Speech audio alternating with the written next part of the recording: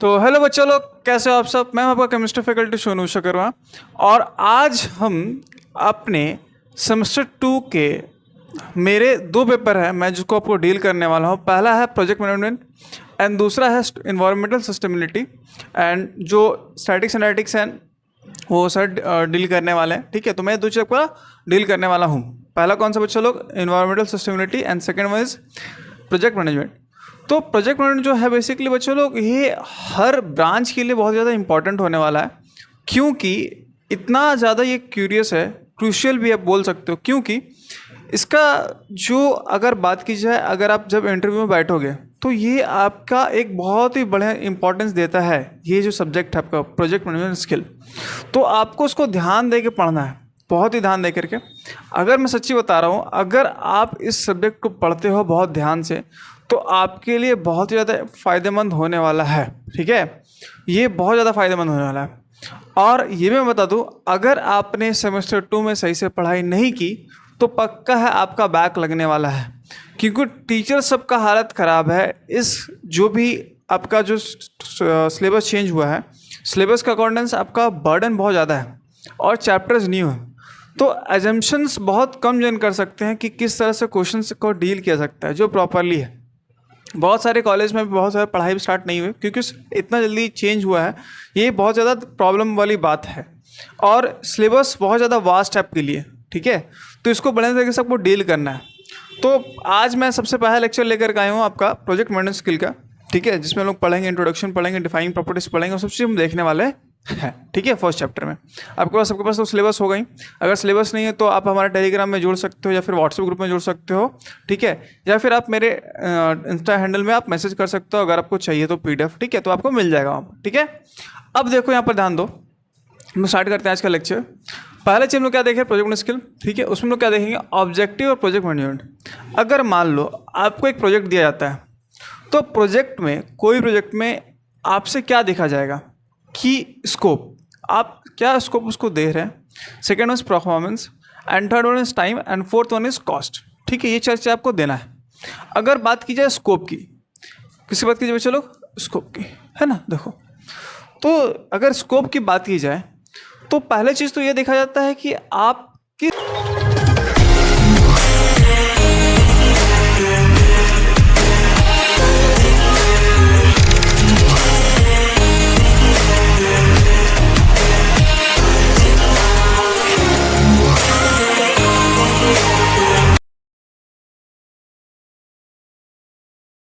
तरह से उसके एक्सपेक्टेशन पे खड़े हो रहे हो। अगर मेरे को किसी क्लाइंट को कोई प्रोजेक्ट शो करना है तो अगर मान लो मैं उसके एक्सपेक्टेशन पे खड़ा नहीं होऊंगा तो क्या वो मेरे को देगा प्रोजेक्ट? वो नहीं देगा, देगा ही नहीं। तो वही बात है कि क्या प्रोजेक्ट हो। ठीक है, और साथ साथ अगर मान लीजिए मैंने प्रोजेक्ट को डिफाइन किया, वो उस क्लाइंट ने मेरे को प्रोजेक्ट दिया, तो मैं अपने टीम मेंबर से, ठीक है, और मैं जिसको चुनाव करूंगा लीडरशिप क्वालिटीज़ के लिए, तो वो भी प्रॉपर होना चाहिए। उसके पास भी क्या होना चाहिए, मेरा जो स्कोप है उसके पास भी वो स्कोप होना चाहिए। तो स्कोप डिटर्मिनेशन पहले है कि क्या स्कोप होना चाहिए किसी भी प्रोजेक्ट मैनेजमेंट को लेकर के, क्या ऑब्जेक्टिव होनी चाहिए। पहला क्या हो, चलो scope. Second one is performance.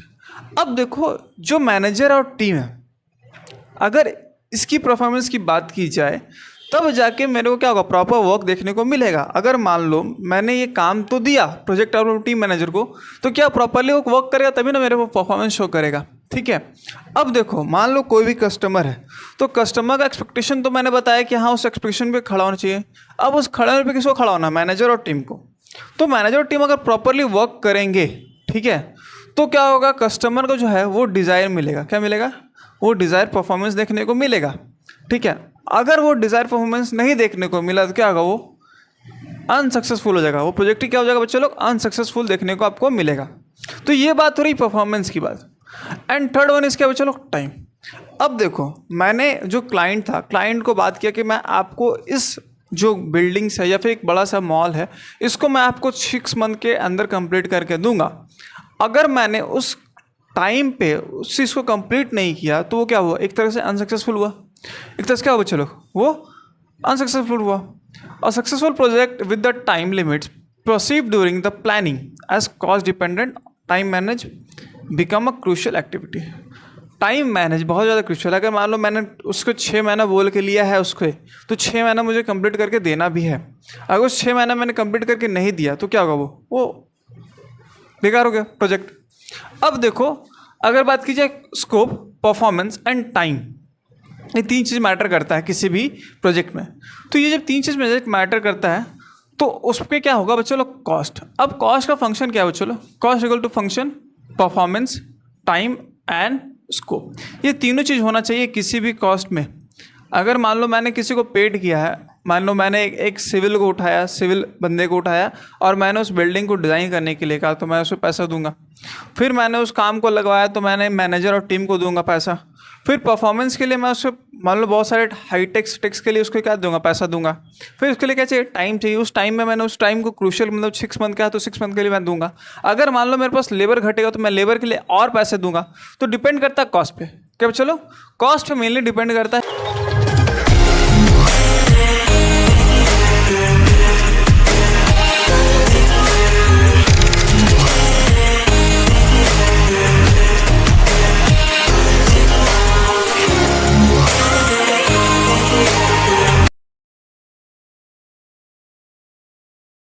कि किस तरह से काम होना चाहिए, है ना, परफॉर्मेंस, टाइम एंड स्कोप। ये तो बात है कि 4 मेजर ऑब्जेक्टिव्स देखा जाता है किसी भी प्रोजेक्ट में। लेकिन अगर बात की जाए, अब देखो अब ज़माना बदल रहा है, तो किसी के अंदर एक स्मार्ट अप्रोच होना चाहिए। अभी मान लो मेरे को बोला गया कि आपको कूदना है, ठीक है, वहाँ से जाकर कूदना है। एक प्लेस है, आपने देखा को फिल्म, वो क्या बोलते हैं, अक्षय कुमार का फिल्म था एक, जिसमें बोला गया था वहाँ पर जाके कूदो।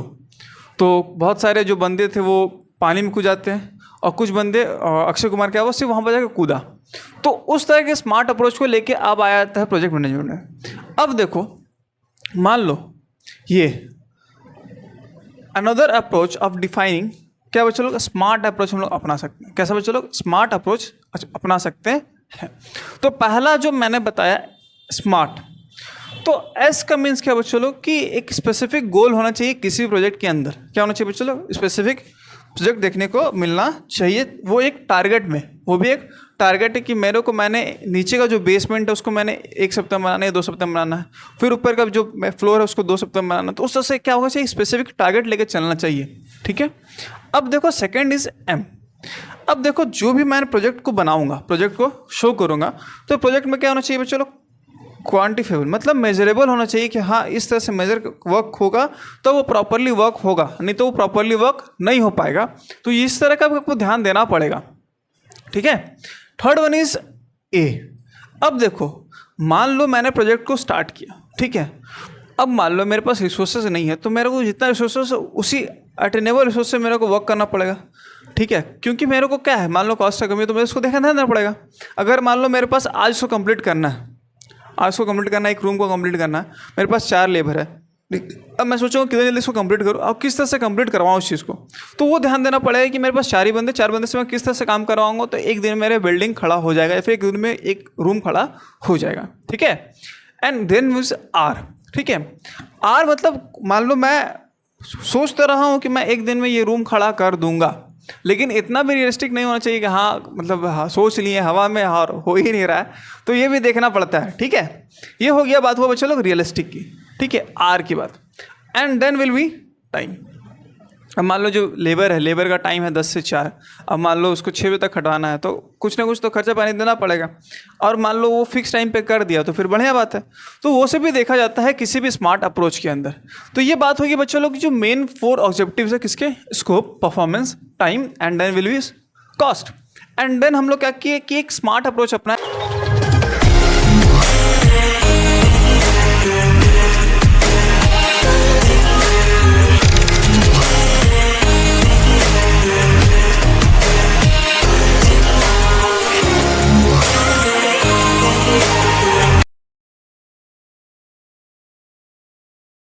जिसमें हम लोग SMART के बारे में हम लोग जाने, ठीक है। हम लोग ये सब देख लिए, ठीक है। अब हम लोग नेक्स्ट पार्ट में देखेंगे कि हम लोग किस तरह से कोई भी जो वर्क है, ठीक है, जो चेंजमेंट है, ब्रिज कोर्सेस है, वो सब चीज़ देखेंगे, ठीक है। तो यहाँ तक का आप जल्दी से बच्चे लोग स्क्रीनशॉट ले लो, फिर हम लोग आगे बढ़ते हैं, ठीक है।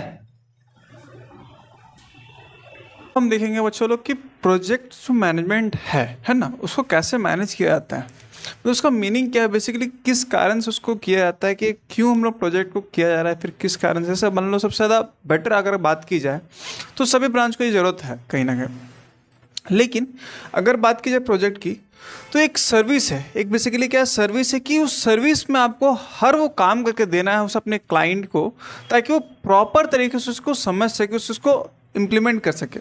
तो पहला पॉइंट देखो क्या बोल रहा है, project is defined as a temporary but interrelated undertaken to give you product service. अब देखो बेसिकली क्या है, मैंने कहा कि जो प्रोजेक्ट है वो किसी के लिए है, सर्विस है, किसी भी चीज़ के लिए क्या सर्विस है। अगर मान लो मेरे को अभी एक मॉल खोलना है, तो मॉल खोलने के लिए मैं क्या सारे चीज़ सामान को भरूंगा और क्या करूँगा, वहाँ पर एक सॉफ्टवेयर जनरेट कराऊंगा जो मैं बिलिंग करूँगा, है कि नहीं। तो वो जो सॉफ्टवेयर जनरेट हो रहा है ना, तो उस सॉफ्टवेयर की जो बात की जाए तो सॉफ्टवेयर मैं किसको दूंगा, CS वाले बंदे को, CS वाले बच्चों को दूंगा बनाने के लिए। अब मैं उस चीज़ को जब दे रहा हूँ तो मुझे क्या हुआ, वो इंटरलेटेड है मेरे से भी और मेरे सर्विस कस्टमर से भी सर्विस रिलेटेड है कि नहीं। तो वो जो सर्विस मिल रहा है मेरे को किसके थ्रू मिलेगा, प्रोजेक्ट के थ्रू मिलेगा, है कि नहीं। सेकेंड पॉइंट देखो क्या बोल रहा है कि project have definite beginning and end in there organization business strategy, ठीक है, या फिर end in the limited duration. अब मान लो कोई भी मैं आप लोगों को काम दूंगा किसी बच्चे को, तो मेरे को क्या है, लेकिन लिमिटेड टाइम पे देगा, उसका बिगिनिंग होगा, उसका एंड भी देखने को मिलेगा। नेक्स्ट पॉइंट क्या बोल रहा है, the project are critical realistic और रिलेशन, ठीक है, in the performing organization business strategy because project means by which company implemented. अब देखो मैंने कहा सिंपली, अगर मान लो मैं वो उसको प्रोजेक्ट जो मैंने दिया, उसको प्रोजेक्ट मैंने जो दिया कि मैं एक सॉफ्टवेयर बिलिंग मेरे को बना के दो, तो मैं क्या करूँगा, अपने शॉप को प्रॉपर रन कर पाऊँगा। तो वो क्या होगा, जब तक इम्प्लीमेंट नहीं होगा उस स्ट्रैटेजी में, तो क्या वो सक्सेसफुल होगा बिजनेस, नहीं हो पाएगा। तो प्रोजेक्ट इससे भी इंटरलेटेड होता है कि आप जो उसको दे रहे हो वर्क इम्प्लीमेंट हो पाएगा कि नहीं हो पाएगा।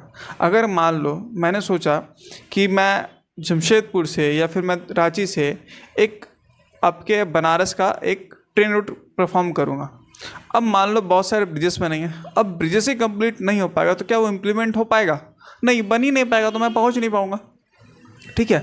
वही चीज़ है, project should be complex of non routine activities. अब देखो बोल रहा है कि कोई प्रोजेक्ट है उसका कोई रूटीन नहीं होता है, उसको आपको करते ही जाना है, करते ही जाना है जब तक वो कंप्लीट ना हो, ठीक है। काहे कि आपके पास लिमिटेड टाइम और लिमिटेड रिसोर्स है, तभी उस चीज़ को आप क्या कर सकते हो, प्रॉपरली कंप्लीट कर सकते हो, है कि नहीं। अब देखो ये एक ट्राइंगल है, इसमें बताया जा रहा है कि एक जो पहली क्या है टाइम, दूसरा क्या है स्कोप, क्या उम्मीद हो आपसे, एंड थर्ड वन क्या है कॉस्ट। कॉस्ट में क्या है बच्चों लोग, डॉलर कैपिटल, सशक्त ह्यूमन कैपिटल भी होना मस्ट है। अगर ह्यूमन नहीं होगा तो क्या काम हो पाएगा, नहीं हो पाएगा, अभी वो तो जनरेट हुआ नहीं है। एंड लास्ट क्या है, project involves the Unix that done in past. अब मान लो मैं कुछ नया चीज़ बनाऊंगा या फिर आपको नया चीज़ दूंगा, तो मैं उससे क्या कुछ खास चीज़ उसका होना चाहिए, उससे कुछ खास होना चाहिए, तब ना मेरे लिए प्रोजेक्ट क्या सेटिस्फाइड हो। अगर मान लो जो वो कर रहा है वो मैं भी करूँगा, तो क्या हो सिमिलर को प्रोजेक्ट। अब मान लो बगल में घर बना, अभी सिमिलर घर बना, तो क्या फ़ायदा है, नहीं, कुछ हट के होना चाहिए। तो जो भी प्रोजेक्ट बन रहा है पहले उससे क्या आप नया चीज़ लाओगे, उससे आप नया चीज़ लाने की कोशिश करोगे, है कि नहीं। अब देखो क्या बोल रहा है कि नो चेंज मोड। अब देखो बेसिकली क्या है कि PMO मतलब प्रोजेक्ट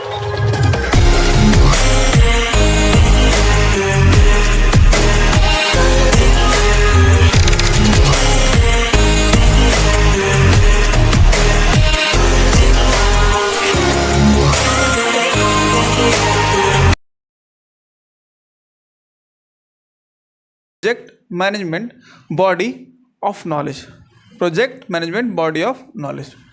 अब देखो मान लो अगर आप एक टीम मेंबर हो, किसी भी एक पार्टी में एक टीम मेंबर हो, और आप टीम मेंबर से क्या कर रहे हो, वर्क परफॉर्म कर रहे हो, तो हर प्रोजेक्ट में आपको देखना पड़ेगा कि वो जो सर्विस है आप प्रोवाइड कर रहे हो किसी भी क्लाइंट को, वो क्या होना चाहिए, प्रॉपर होना चाहिए, प्रॉपर एग्जीक्यूशन के साथ होना चाहिए।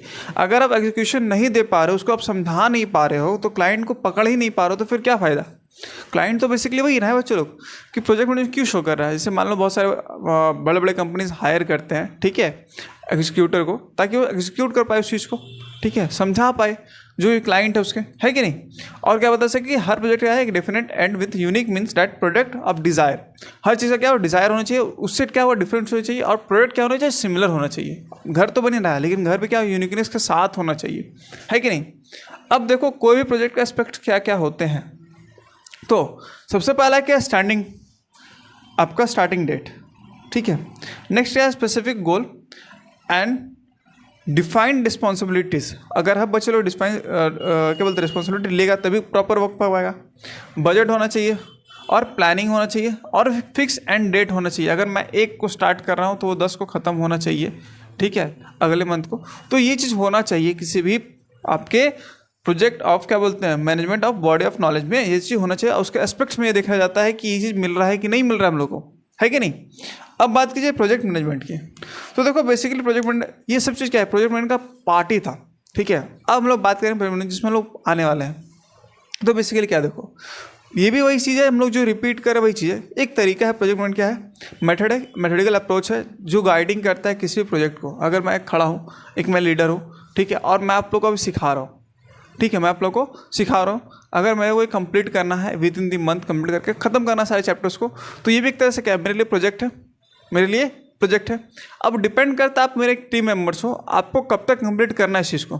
जितना जल्दी आप कंप्लीट करोगे उतना जल्दी आप क्या होगा कि हाँ आप खुद बोलोगे हाँ ये कंप्लीट हो गया सर, तो आप क्या होगा अब एक प्रोजेक्ट मैनेजमेंट के लिए एक पार्ट से एलिजिबल हो, एक बढ़िया प्रोजेक्ट के लिए आप कैपेबल हो, वो चीज़ देखा जा रहा है कि नहीं, और गोल अचीवमेंट के साथ, ठीक है। अब आ जाइए ब्रिज। अब देखो ब्रिज क्या बेसिकली डिफाइंस द मेथड। अब देखो अभी नए नए मेथड्स आ रहे हैं कि किस तरह से मेथड को अप्रोच किया जाता है, ठीक है। जैसे मान लो एक्सपेक्टेशन फ्रॉम द प्रोजेक्ट, क्या क्या प्रोजेक्ट से एक्सपेक्टेशन रखा जाता है, एंड डेट, बिगिनिंग डेट, है कि नहीं। फिर आपका जो टेक्स्ट होंगे उसमें कैसे कैसे टेक्स्ट होंगे, क्या क्या आप उसमें कर सकते हो, एनहांस कर सकते हो, तो वो देखा जाता है किसमें ब्रिजेस में देखा जाता है, ठीक है। ये सब को देखने को मिलेगा, ठीक है, ब्रिजेस में। तो जल्दी से इसका स्क्रीनशॉट ले लो, फिर हम लोग आगे बढ़ते हैं कि फ्यूचर्स क्या क्या हो सकते हैं प्रोजेक्ट के किसी के भी अंदर में, ठीक है। चलो जल्दी से इसका स्क्रीनशॉट ले लो। तो चलो हमने मीनिंग देख लिया था, प्रोजेक्ट डेफिनेशंस देख लिया था, ठीक है। अब हम लोग देखेंगे कि फ्यूचर्स क्या क्या होना चाहिए किसी भी प्रोजेक्ट के अंदर, है ना। तो देखो पहला चीज़ तो क्या बच्चों कि फिक्स सेट ऑफ ऑब्जेक्टिव्स, मतलब कि अगर आप कोई भी ऑपरेट कर रहे हो, मतलब कि मान लो कोई भी प्रोजेक्ट आप ऑपरेट कर रहे हो, तो आपको क्या देना पड़ेगा, स्टार्ट डेट देना पड़ेगा कि मैं अब इस तारीख से स्टार्ट करने वाला हूँ, ठीक है। साथ साथ मैं उसको कब ख़त्म करूँगा आपको ये भी बताना पड़ेगा, किसमें फिक्स सेट एंड ऑब्जेक्टिव में। तो ये आपका बात की जाएगी फिक्स डेट ऑफ ऑब्जेक्टिव आपको देखने को मिलेगा, ठीक है। ये पहला फ्यूचर था किसका, फ्यूचर्स ऑफ प्रोजेक्ट का। दूसरा क्या बच्चों टेन्योर, ठीक है। अब देखो ये तो बात हुआ कि एक स्टार्ट डेट और एक एंड डेट, लेकिन स्टार्ट डेट एंड डेट क्या 60 साल तक नहीं ना, तो उसका एक लाइफ टाइम होना चाहिए कि 1 मंथ का, 2 मंथ का, 3 मंथ का, जितना मंथ को उसको बोलते हैं हम लोग टेन्योर। क्या बोलते हैं टेन्योर। आपको इस मंथ में कंप्लीट करना है, 1 महीना कंप्लीट करना है, 2 महीना कंप्लीट करना है, तो उस चीज़ को बोलते हैं टेन्योर। तो project never be continue is has to be come to end, life span fixed, उसका हर एक लाइफ स्पैन फिक्स्ड होना चाहिए, चलते ही नहीं रहा कभी भी। थर्ड वन क्या है टीम वर्क, कि जब भी कोई वर्क होगा तो उसमें क्या होगा टीम वर्क होगा, उसमें क्या होगा टीम वर्क होना चाहिए।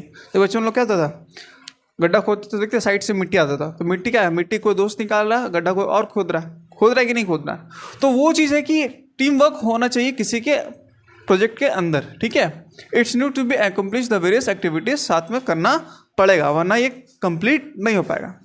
फोर्थ वन क्या है यूनिकनेस। अब देखो मान लो मैंने एक घर बनाया, अब देखो मान लो ताजमहल बना हुआ है ना, तो ताजमहल जो बना हुआ है अगर मैं उसके सिमिलर, वो तो यूनिक है, ताजमहल तो यूनिक है ना जी, उसको बना सकते हो।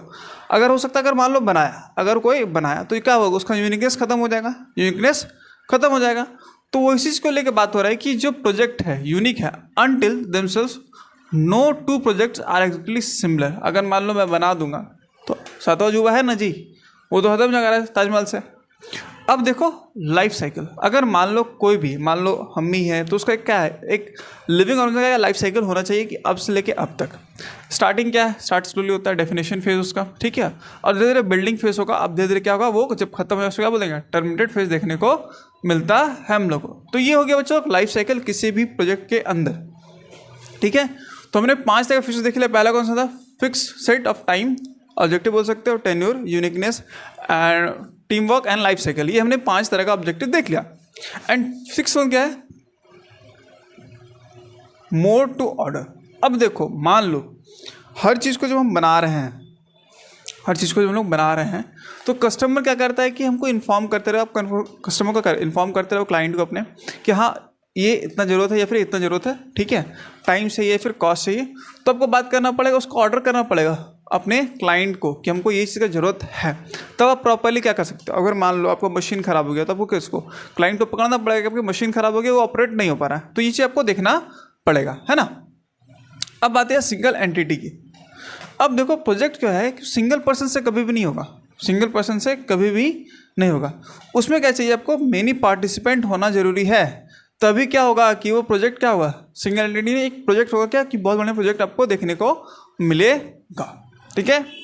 अब आ जाइए मल्टीटास्किंग स्टाफ। अगर मान लो मेरे को सिर्फ गाड़ी चलाना ही आता है, तो क्या मैं इस प्रोजेक्ट में सिर्फ गाड़ी चलाऊँ? अगर मान लो गाड़ी पेट्रोल खत्म हो गया, तो मैं कुछ और भी तो कर सकता हूँ ना। तो ये चीज़ क्या होना चाहिए कि मल्टी स्किल्ड स्टाफ होना चाहिए किसी भी प्रोजेक्ट के अंदर, ताकि उसको कोई भी काम, दूसरा काम भी करवाया जा सके। जैसे इंजीनियर लोग क्या होते हैं, मल्टी स्किल्ड होते हैं, है ना। Staff need to project includes manager needs to have a wide range of skills. हो सकता है टेक का नॉलेज होना चाहिए, ह्यूमन्स का नॉलेज होना चाहिए कि मान लो ह्यूमन्स को किस तरह से वर्क करवाना है प्रेशराइज करके, फाइनेंशियल होना चाहिए, और साथ साथ क्या होना चाहिए, नेगोशिएशन करने वाला भी होना चाहिए। मान लो लेबर का ड्यूटी 8 आवर्स का, उसको और आपको 1 घंटा और काम करवाना है, नेगोशिएशन करना पड़ेगा, नहीं तो नेगोशिएशन नहीं करोगे तो करेगा वो नहीं करेगा, है ना। अब आ जाइए सब कॉन्ट्रैक्टिंग। अब देखो मान लो कोई भी आप कॉन्ट्रैक्ट को जब यूज़ कर रहे हो, ठीक है, प्रोजेक्ट कर रहे हो, तो आपको उसके बारे में स्पेशलाइज नॉलेज होना चाहिए और वर्कफोर्स होना चाहिए जितना आप उसको जल्दी स्मॉल ड्यूरेशन में कम कर पाओ, ठीक है, ताकि आप क्या करोगे, अपने एम्प्लॉय को रिटेन कर सको। अब मान लो जैसे मान लो मैंने 10 एम्प्लॉय रखा। अब देखो 10 एम्प्लॉय में क्या हो सकता है कि 5 दिन वो वर्क पर ठीक है, लेकिन 6ठे दिन क्या वो 2 गायब हो गए, तो क्या मैं उसको एक लॉन्ग ड्यूरेशन पे रख सकता हूँ? नहीं, मैं उसको और दूसरे जगह वहाँ पर क्या करूँगा, 2 जन को और लेकर के आऊँगा और उसको हायर करूँगा उसमें स्मॉल ड्यूरेशन के लिए, ताकि मुझे क्या करे, वो स्पेसिफिक वो काम करके दे, ठीक है। तो इसका मतलब तो सब कॉन्ट्रैक्ट किसी प्रोजेक्ट के अंदर मान लो 100 लेबर खट रहे हैं, 100 लेबर में क्या होगा, चलो कि मान लो 10 लेबर है, 50 लेबर है, तो मान लो 10 लेबर मान लो एक दिन नहीं है, तो क्या करेगा, अब दूसरे तो हायर करना पड़ेगा स्मॉल ड्यूरेशन के लिए। तो ये बात होती है सब कॉन्ट्रैक्टिंग की। अब 10वां क्या है बच्चों लोग, रिस्क एंड अनसर्टेनिटी, ठीक है। अब देखो कोई भी प्रोजेक्ट है आपका, तो देखो प्रोजेक्ट क्या है, रिस्की प्रोजेक्ट क्या होता है, कोई भी प्रोजेक्ट क्या होता है, रिस्की होता है, क्योंकि आपको जो एक्टिविटीज़ इन्वॉल्व करना उसमें हो सकता है आपका जान भी खतरा सकता है, कुछ भी हो सकता है, ठीक है। तो अगर आप उसको रिड्यूस करना चाहते हो तो आपको क्या करना पड़ेगा, मैनेजर हैंडल करना पड़ेगा, ताकि मैं उस चीज़ को हैंडल कर सकूँ। अगर मान लो कल के दिन पानी पड़ने वाला है, तो क्या कल के दिन काम कर पाओगे, नहीं कर पाओगे। तो ये हर चीज़ का नॉलेज कौन रखेगा बच्चों लोग, आपका रिस्क अनसर्टेनिटी, जो आप उसको डालोगे उसी चीज़ पे हेड बनाओगे, वो आपको देखेगा कि ये सब क्या क्या रिस्क लेना चाहिए, क्या क्या रिस्क नहीं लेना चाहिए। तो ये सब चीज़ है, ठीक है। अब देखो हम लोग नेक्स्ट सेशन में बात करेंगे, नेक्स्ट अपने लेक्चर में बात करेंगे कि किस हिसाब से हमको बात कर सकते हैं कि मान लो मैंने एक प्रोजेक्ट शुरू किया, तो ये मेरे प्राइवेट प्रोजेक्ट है, ठीक है। अगर मान लो 10 आदमी मिल के लिया, ठीक है, तो कोऑर्डिनेट प्रोजेक्ट है, ठीक है। अब मान लो कुछ रोड कंस्ट्रक्शन हो, तो क्या हो, गवर्नमेंट प्रोजेक्ट, सबका अलग अलग प्रोजेक्ट होता है, पब्लिक प्रोजेक्ट हो गया। तो इस प्रोजेक्ट हम लोग देखेंगे नेक्स्ट लेक्चर में, ठीक है। तो आज के लिए बच्चों लोग इतना ही, मिलते हैं हम लोग बच्चों लोग नेक्स्ट लेक्चर में, है ना। चलो।